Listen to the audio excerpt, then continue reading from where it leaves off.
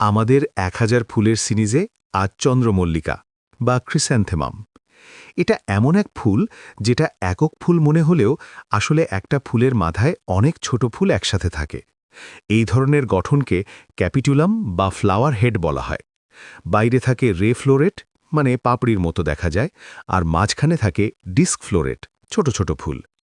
চন্দ্রমল্লিকার রং খুব বৈচিত্র্যময়। সাদা, হলুদ, কমলা, গোলাপি, লাল, বেগুনি এবং অনেক সময় দুই রঙা ভ্যারাইটিও দেখা যায়।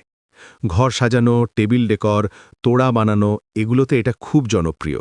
আর জন্মদিন, বিবাহবার্ষিকী, গ্র্যাজুয়েশন বা অভিনন্দনের ফুল হিসেবেও সুন্দর মানায়, কারণ কাটফ্লাওয়ার হিসেবে ভালো দেখায় এবং অনেক ভ্যারাইটি টেকসই। বাগানে চন্দ্রমল্লিকা সাধারণত পূর্ণ রোদ বা হালকা ছায়া এবং ভালো ড্রেনেজযুক্ত মাটি পছন্দ করে। পানি জমে থাকলে সমস্যা হয়।